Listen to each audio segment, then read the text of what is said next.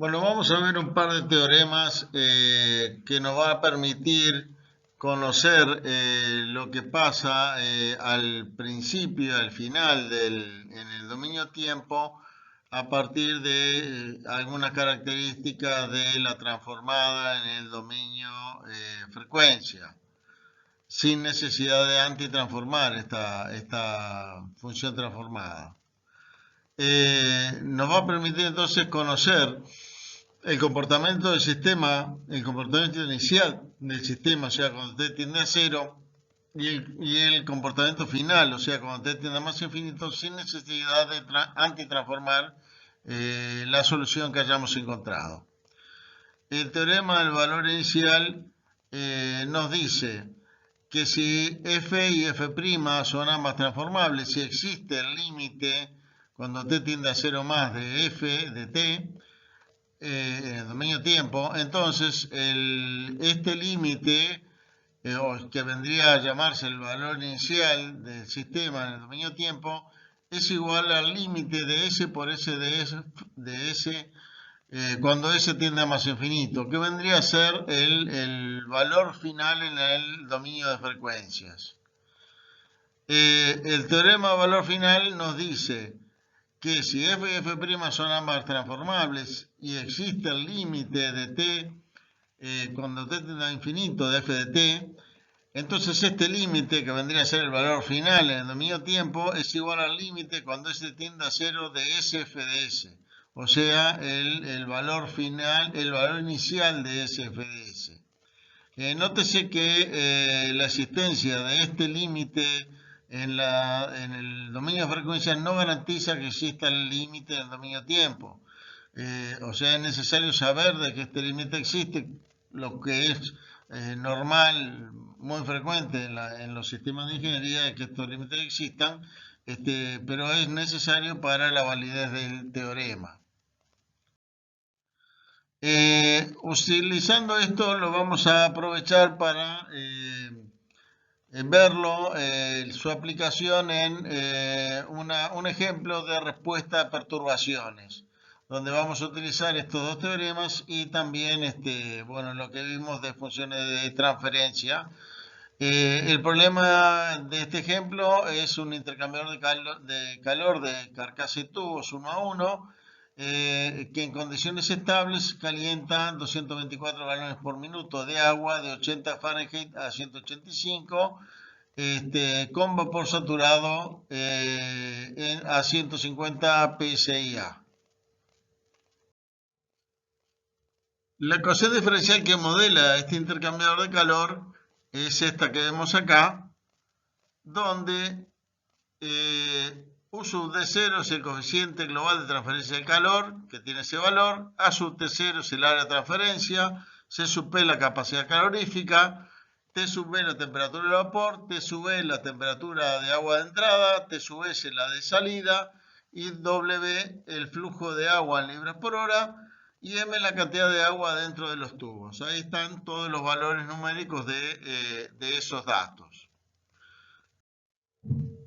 Vamos a ver cómo obtener la función de transferencia. Queremos hallarla, la función de transferencia del cambio de la temperatura de salida con respecto a un cambio en la temperatura del vapor y un cambio en el flujo de agua. Como vamos a considerar entonces perturbaciones en dos variables de entrada, van a haber dos funciones de transferencia. Una parte de la función de transferencia que depende, digamos, de una de las variables, y otra es en función de la otra perturbación de entrada. Suponiendo que la temperatura de entrada del agua del intercambiador se mantiene constante en 80 grados Fahrenheit, o sea, esa variable no la vamos a estar considerando, el posible cambio en la temperatura de entrada. Si esta pudiera variar, habría que también incluir una parte de una función de transferencia para la perturbación en la temperatura de entrada. Podría hacerse. En estado estacionario, los valores de estado estacionario, evidentemente el lado derecho de la ecuación diferencial queda cero porque no hay variación, no hay derivada, o sea, es cero la derivada del cambio de temperatura en el estado estacionario, y los valores, estos T techo sub B, T techo sub S, son los valores correspondientes a estado estacionario. Entonces se cumple esta ecuación en estado estacionario, donde T techo B es la temperatura del vapor de estado estacionario, T techo S es la del agua de salida y W techo es el flujo de agua en el estado estacionario, que estamos considerando todo como estado inicial de este problema. Y acá están los valores numéricos de estos valores de estado estacionario. Si restamos de la ecuación diferencial esta ecuación de estado estacionario, obtenemos esta ecuación diferencial que tenemos acá. Y si en el tercer miembro sumamos y restamos T sub S, ahí donde dice TE menos TS, sumamos y restamos T techo sub S, entonces obtenemos esta nueva ecuación donde, bueno, repartimos este T techo sub S y lo asociamos para que nos quede TE menos T techo sub S y TS menos T techo sub S. Y reacomodando, entonces tomando acá los factores comunes que corresponden, nos queda esto.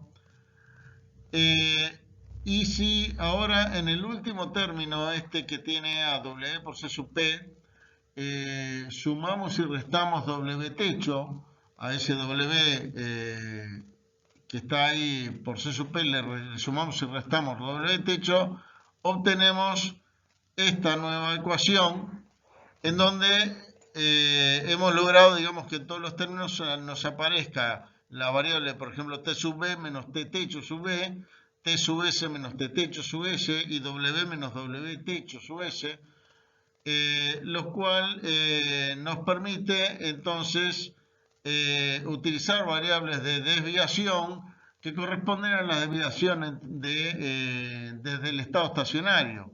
T mayúscula sub B vendría a ser T minúscula sub B menos su valor de estado estacionario, T mayúscula sub S sería T sub S minúscula menos su valor de estado estacionario, y el W mayúscula vendría a ser W minúscula menos su valor de estado estacionario. Aplicando entonces ahora la transformada de Laplace, y como partimos del estado estacionario en el cual valen 0 estas variables de desviación T mayúscula B, T mayúscula S y W mayúscula, nos queda esta ecuación que ahora es una ecuación algebraica en el dominio de las frecuencias, ¿sí? Acá estas, ahora T mayúscula sub B de S es la transformada de la que antes era T mayúscula sub B, si la que no tenía el ds en la ecuación anterior era en el dominio tiempo, acá estamos ahora en el dominio de frecuencia. Si reordenamos ahora entonces esta ecuación, nos queda, como vemos acá, y despejando T sub S, que es la transformada de la temperatura de salida, nos queda este cociente que vemos aquí. Si separamos ahora la división, vemos que T sub S nos queda como toda esta expresión por T sub B más la segunda expresión por W sub S, ¿sí? Nótese entonces que los numeradores de estas dos expresiones no dependen de S y los denominadores son de primer grado en S. Entonces, estos dos se pueden llevar a esta forma, K sub 1 sobre tau 1 S más 1 por T sub B más K sub 2 sobre tau sub 2 S más 1 por WS. Si reordenamos la ecuación que teníamos antes, obtenemos esto, que es de la forma que queríamos recién, donde K sub 1, toma este valor, K sub 2 el que se muestra, y T sub 1 y T sub 2 valen 1,71 segundos. Entonces, T de S va a ser igual a esta expresión que tenemos acá por T sub B más esta otra por W sub S. Acuérdense que estos son transformadas de las en el dominio de frecuencias, ¿sí? Tanto de la temperatura de salida como la del vapor y el flujo de agua. Fíjense que entonces la función de transferencia tiene dos componentes. Uno para la perturbación de la temperatura del vapor y otro para la perturbación del flujo de agua. O sea, ya no es tan sencillo como cuando hay una sola perturbación o una sola entrada, de hacer simplemente el cociente salida sobre entrada, porque acá tenemos dos entradas distintas, TB y W. Entonces lo que sí hacemos es expresar la salida como esta suma de la función de transferencia de T sub B por la entrada de TB más la función de transferencia correspondiente al flujo de agua por la WS.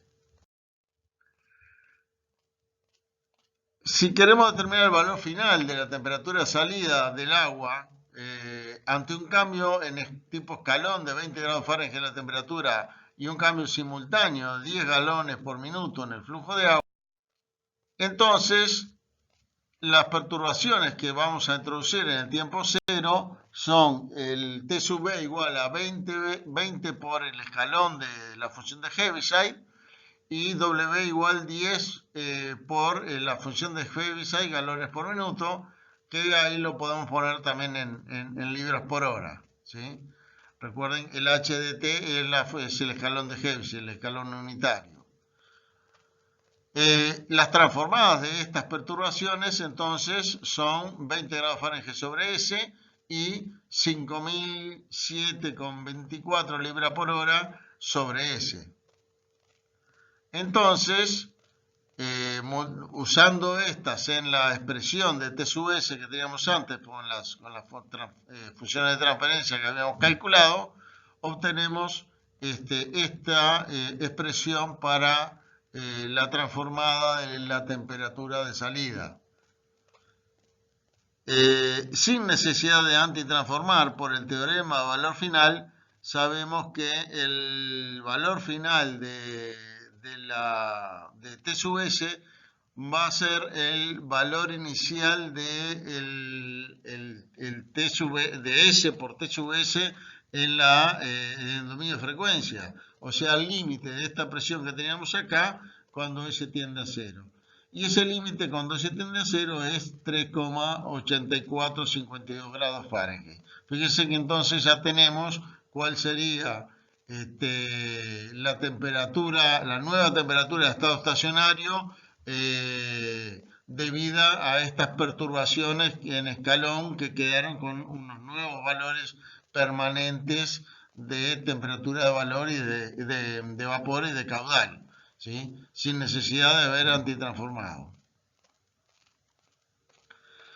Entonces la temperatura va a subir de los 3,84 grados Fahrenheit que teníamos, va a subir en ese monto, y como habíamos partido de 185 se va a llegar a 188,84 como temperatura de estado estacionario luego de estas perturbaciones. La respuesta transitoria, si quisiéramos saber cuál es la respuesta transitoria, o sea, de qué manera se llega a este nuevo estado estacionario, cómo varía con el tiempo esta temperatura, entonces ahí no tenemos más remedio que antitransformar lo que encontramos como la T sub S en el dominio de frecuencias. Primero tenemos que expandir en fracciones simples esa expresión, ¿sí? Y nos queda esta expansión en fracciones simples, donde tenemos entonces un término que es, digamos, 1 sobre S, y el otro que es 1 sobre S más 0,58, bla, bla, bla, segundo a la menos 1. Antitransformando todo esto, nos queda que en el dominio tiempo la temperatura de salida es 3,8452 por el escalón de Heaviside por 1 menos C a la menos 0,58 segundo a la menos 1 por T. Y todo eso es en grados Fahrenheit. Entonces, como esto era la T mayúscula, a su vez era la variación respecto al valor de estado estacionario original, que era 185 Fahrenheit, la temperatura TS minúscula va a ser 185 más esto, grados Fahrenheit. Acá se ve una gráfica, entonces, de la variación del estado transitorio.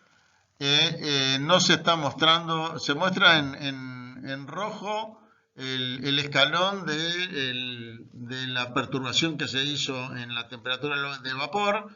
No se está mostrando en la gráfica la perturbación que se hizo simultánea del caudal, porque ya no teníamos escala donde ponerla, pero está. Y en la gráfica azul muestra la variación de la temperatura de salida en grados Fahrenheit. ¿Sí? Y se ve entonces que pasa de 185 originalmente hasta tiempo cero, y en el momento de la perturbación empieza a subir hasta llegar a los 188 y tantos del nuevo estado estacionario.